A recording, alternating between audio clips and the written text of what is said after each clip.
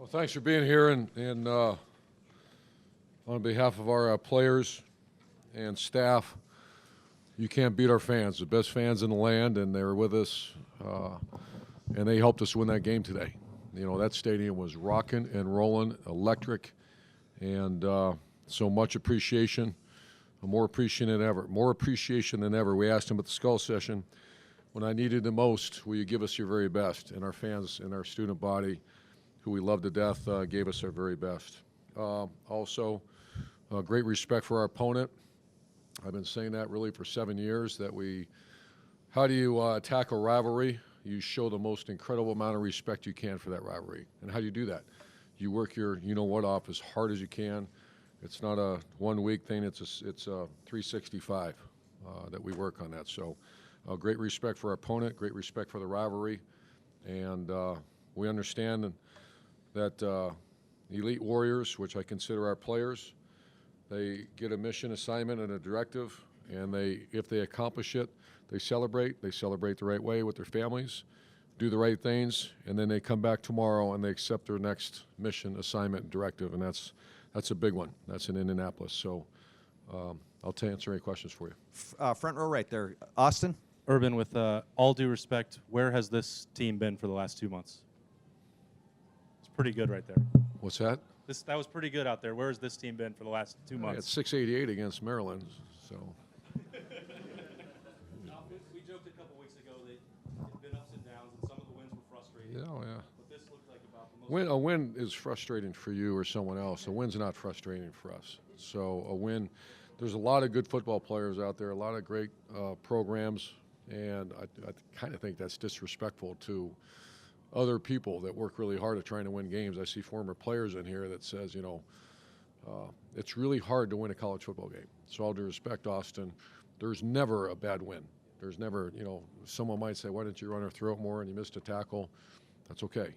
You win that game. And our guys obviously showed up and played great today. Over to the left. Bill? But it obviously has been a difficult year for you and your team. How sweet is this to get not just winning, but to play the way you did and have this kind of result? I'm extremely proud of our players. The way they've fought through it, and like someone says, nothing's ever good enough. And then obviously some adversity early in the year, not some, big time adversity, and to come back against your rival and play like that. That's a focused team that loves each other and cares about each other. And to do this offensively against the #1 defense, what did you see that you could exploit? I just think Ryan Day and Kevin, everybody, I think we're second offense in America. And I know we struggle all the time or whatever, but second offense in America and just put a bunch of yards on the #1 defense in America. So great players and a really good offensive staff, and that's how you do what you did. Did we see that? No, the guys just went out and played. Over to the right. Tim? Urban, two quickies. #1, Jonathan Cooper seemed to have his game of the year. Just attacking their offense and stuff. What do you remember about a motivational aspect of things for your defense, especially going into this game? What was just sort of the watchword, and what did you think of Jonathan Cooper's play in particular?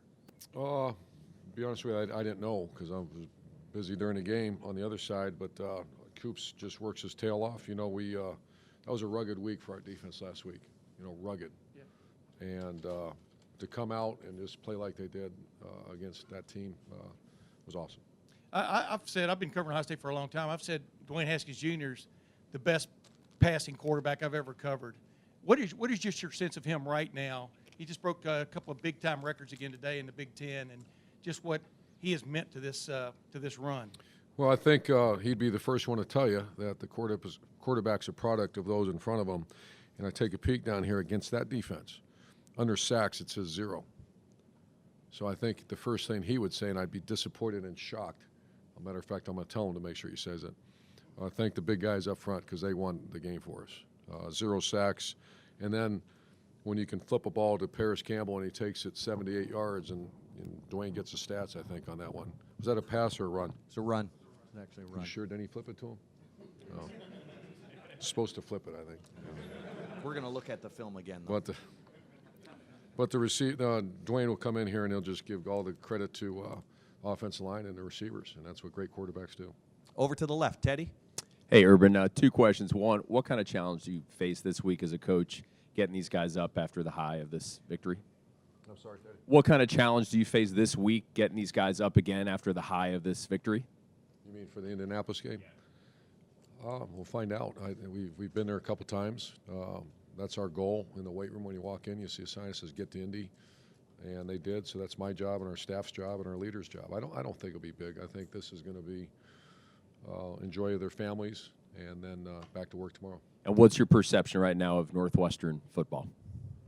Well, I think they're awesome. I'm a big fan of Pat's, one of my very close friends. I have just great respect for him, and I haven't watched him yet, so that comes tomorrow. Over to the right, Rob. Urban, Dwayne said the very first play he ran it, that was his call. He said he wanted to send a message. How happy were you to see that play, that he's kind of taking it to him? That's one. And two is, are you cognizant of the score and needing to score points? Do you get into the playoff stuff at all in a game like this? No, that's been brought up before. You know, we just played as hard as we possibly could and kept going and kept going and kept going. And, you know, they were scoring a little bit too, so we had to keep scoring. So we don't, that's not indicative or even comes across a thought during the course of a game. Over to the left, Ari. Urban, everything that happened off the field with this program has been well documented. A lot of the things that have happened with you have been well documented. After a win like this, after a tough year, maybe the toughest year you've had at Ohio State, what's it like to be up there right now, accomplishing what you guys did today, and 11-1 on the year, and where's the program stand in your mind, and what could be ahead? Well, I think it's a very healthy, strong program. I don't like to go backwards, and I assure you I won't. We're pushing forward, and a bunch of very good players, like I said, that loved each other. That was a love game. That was one of those things that you hear the word brotherhood. And why do you really play? Why does a true soldier fight? It's not for the hatred of those in front of you. It's for the love of those behind you. And that's a great quote that we live by, and they proved it today. Urban, you've been very successful against this team, haven't lost to Michigan. Where does this one rank, considering the place this team was in, what you need to do to win, the score, everything that went into it seemed to be perfect for you. Where do you rank this? It's, the double overtime, you can go through either one. And once again, I'm not going to shortchange any of those other efforts that we've had. But when I watch this team, the team we beat today was very good. That was a very, very good team with excellent players all over the field. And so where does that rank? I don't know. But I just know the team we beat, that's a heck of a team we beat. Over here to the right, Dom. Urban, you had a special moment after the game. Outside the locker room, you were joined by your family, Shelley, your grandson. What did that moment mean to you, and what were you thinking? Well, there's no one that means more to me than her, and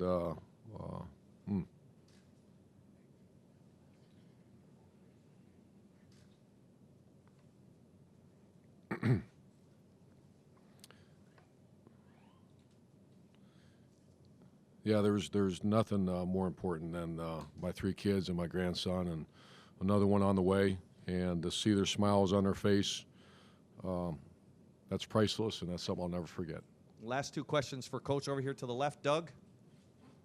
Urban, we can see what a game like this means to you, what this means to you personally right now. Can you just take us more inside of what you feel personally right now, what that game was like? You're 7-0 in the rivalry.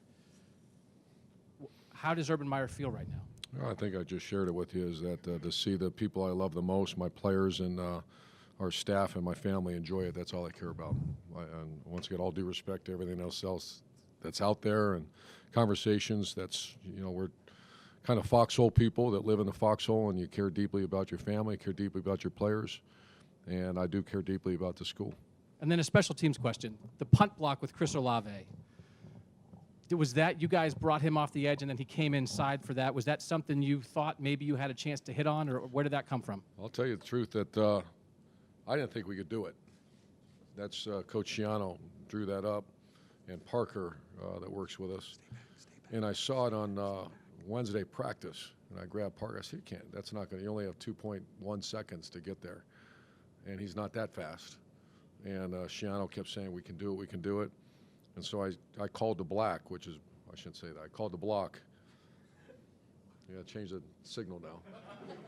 we called the block, and we have 2 blocks, and I thought we were going to go with the other one.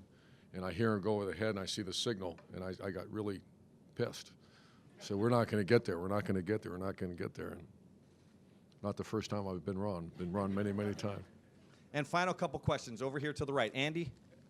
You've had teams in the past that have kind of everything has started to click together toward the end of the season, and I know that's everybody's goal, but is there something in common that those teams have in common, or is everyone a different animal? Because this sort of Every looks team's like different, but I think it's all about how the way you practice, about the way you attack your week.